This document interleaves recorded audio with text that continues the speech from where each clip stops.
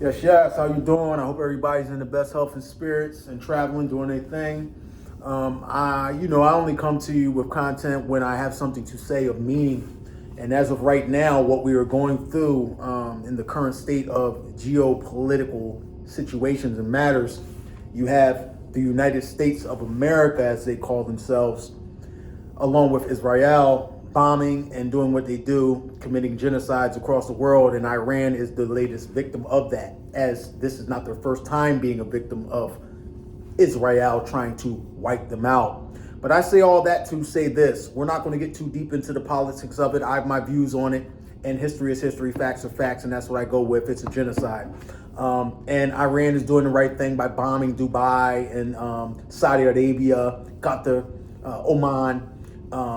And it's a shame because I love Qatar. I love going there. I'm not happy with how they're not supporting their own Muslim Ummah.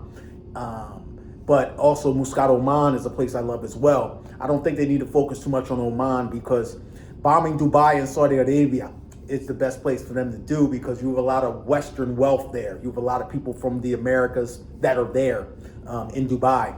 And I'm saying all that to get to the point of this brings me back to a conversation I was having with a friend of mine that's in Dubai.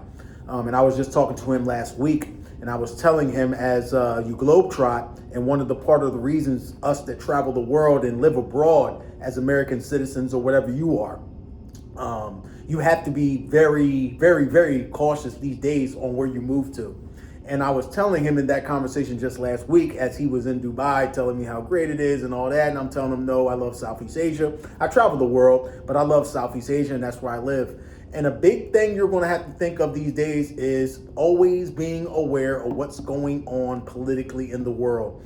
And it's got to the point now to where if you don't have nuclear capability as a country, you might as well not even have a country because at any time the Europeans can steal your land, commit a genocide and wipe your people out. And they will come and invade if you're not on the good list. If you're not one of those countries that are white and don't have resources that they want to steal. So it's becoming more prevalent now for us as people globetrotting, running around, living in different countries to be very, very aware of where your country stands in relations to America and Israel. Are they on the target list? If you're moving to places in the Middle East and you're putting all your eggs in that basket, you have to really be careful. And as we see right now, what can happen like that. One day you're in Dubai, you're happy, you're claiming it's the best place to be. Next day you're in a war zone. And this is why I do extensive research before I go anywhere and before I plan to live anywhere. The countries I live in, I make very sure that they are not on the list of countries that America will eventually want to genocide or Israel. You have to be sure of this. And this is why when you're picking a place to move abroad, along with putting your feet on the land in that country, seeing how it makes you feel, seeing if you can live there, seeing if you like how you're treated there, you must also be aware of what's going on politically. You just can't move to places being ignorant, not knowing what's going on, because you can end up in a situation like this. Imagine yourself being an American living in Dubai. You might have a business there. You might have your life there. You might have your family there right now, God forbid. And all of a sudden now you're in a war zone. Why? Because you didn't put the thought in. I told my friend months ago that if anything happened with Iran and Israel and America and it escalates, Iran's only thing that they can do that makes sense is to bomb places that might have Americans there, like Dubai, or the rest of the Middle Eastern places that aren't helping them anyway, and try and mess up the economy globally. Because it's all about the oil. America's trying to extract the oil. They already started that with Venezuela, taking them over. They couldn't do anything. And Iran is doing what they need to do. They are doing all they can do after the Ayatollah was murdered. They are now trying to cause chaos, which is what you have to do in these areas. And, it's a shame because Qatar's so beautiful. I love Doha. I have a flight that was just canceled going to Doha because I always fly Qatar. I fly to Doha, then I go to Thailand. But they're getting bombed right now. And this is what happens when you're not aware. Just imagine you're in Dubai as an American citizen. You're just there and you're enjoying yourself. You're invested financially, emotionally. You like the place. Your family might be there now with you. And all of a sudden you're in a war zone. Airports are cut off. You cannot leave there. You really have to be conscious of this when moving abroad to different countries these days, where they stand politically, and are they on the good side of the people that can do the most damage, which is the United States of America, along with their partners in genocide, Israel. Mainly Europeans. This is what they do historically. Europeans love war. Americans, for you people in Iran, America, they could care less about your people. I saw 100 students got killed over there in Iran. They don't care about that. War is natural. When they can't war with others, they even war with each other civilly, which is why America is in such unrest right now. And the average American doesn't care. They're not running around worried about what's happening with Iran. Iran is not a white country. These people that stole America through the way of Christianity, you don't even have their religion, so they have no compassion. They don't even have compassion for poor whites in their own country of America, which are always the biggest trick people. They should be the most mad because poor whites in America, just like they did during slavery times, they tricked them into just being happy white.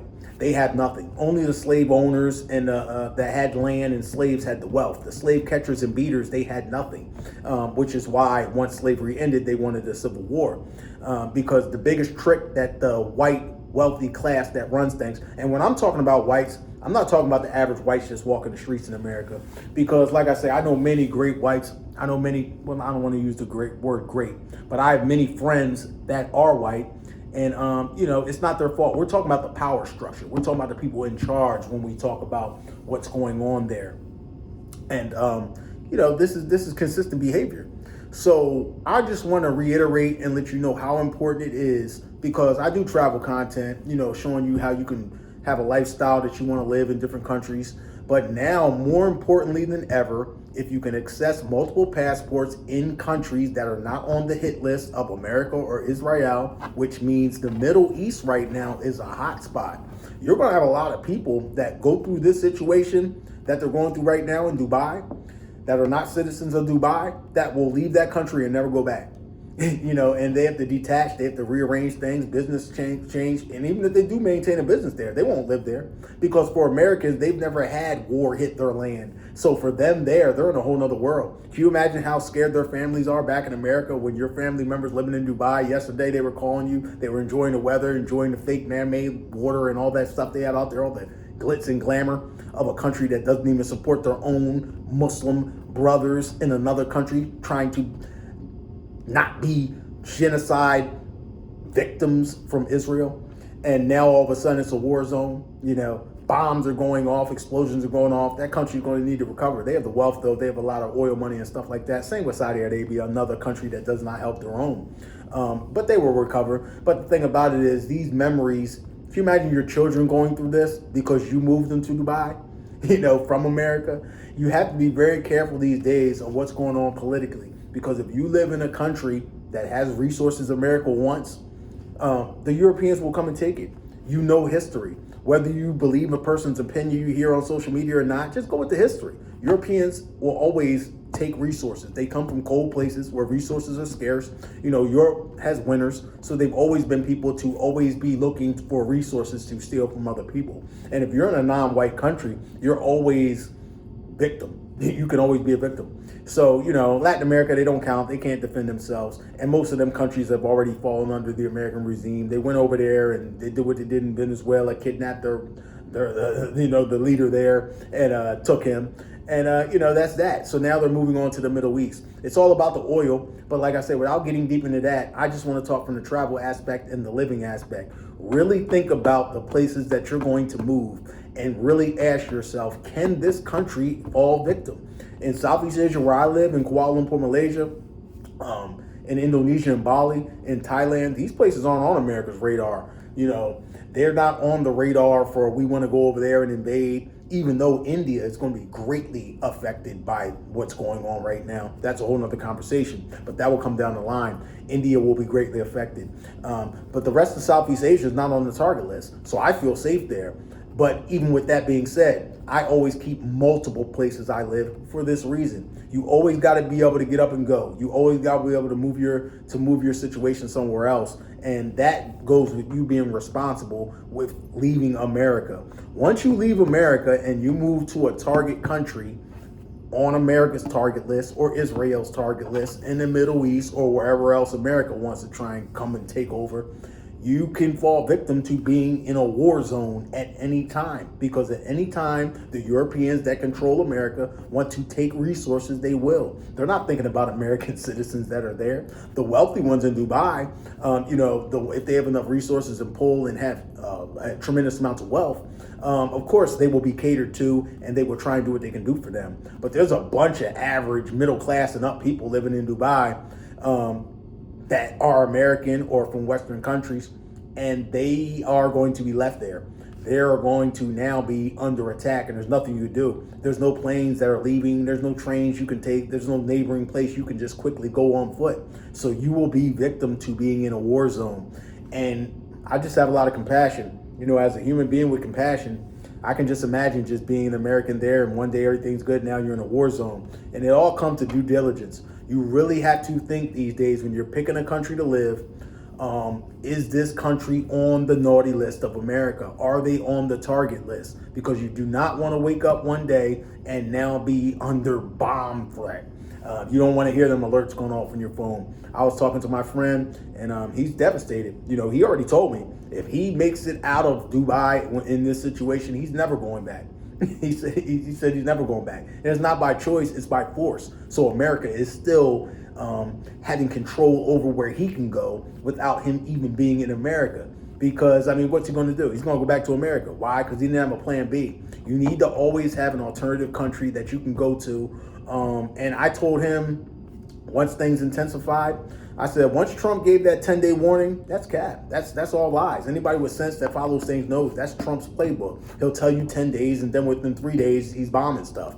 It's an old fake out trick. Make them think they have time to negotiate when there's really no negotiating there. Never in history can you negotiate with Europeans when they want to take what.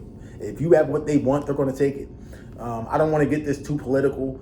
But I just want to stick to telling people that are traveling or moving abroad. This is why I tell you that you have to stay alert politically. You cannot be just roaming around to different countries as an American citizen thinking everything's hunky-dory and everything's going to be fine. You must really know what's going on, because the bottom line is the country that you hold a passport to, if it's America, does not care about you. If you're not a person that's a tradable asset, even if you get locked up abroad, which I know many people that have, they're not coming to rescue you. If you can't control votes or you don't have any political side bargaining for you, you're not getting any relief.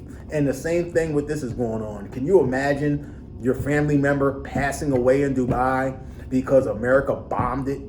That's crazy, isn't it? They're American citizens. They didn't think about this ahead of time. They just looked at it like, you're there, you're getting bombed. So just everybody, please stay safe. And when you're picking countries to go to, now more than ever, it is very important. I can't stress this enough. It's very important to pick a country that is not on that hit list of America or Israel. And that's getting harder and harder every day to find those countries, because bottom line is every country non-white is susceptible. If you have resources that they want, that's why Canada still exists. They would have been took Canada over America would have if it wasn't a white country.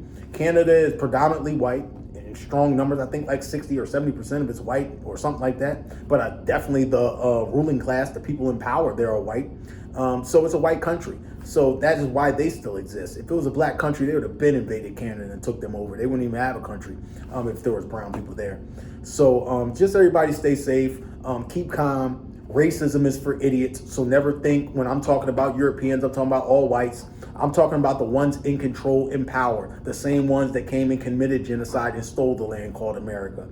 This same concepts there. These people are warlike people. They love war, which is why they co-sign Israel through your American tax dollars and with military support, because this is another group of people in a country like Israel that's younger than my grandmother running around stealing land. And the bad thing for these Muslim countries like Saudi Arabia, Dubai, all the neighboring countries that think that this is just Iran's problem, they're fools. Because after they do what they need to do and they're satisfied with taking what they want to take in Iran and taking it over, changing regimes and all this nonsense, what do you think's next? the other countries. They want all the Middle East. They don't just want that country. But that's a whole nother conversation. Please, everybody, stay safe. If you have family in any of these countries right now, I have another friend in Qatar. I talked to him. He's safe. Him and his family. He has 6 kids there. Very peaceful man, very noble, high morals, businessman. And now he's under threat. He's explaining to his kids what's going on. He's explaining what these alerts on the phone are. And, it's very dangerous. I was watching a good brother that I follow very closely named Marquette Divine Burton.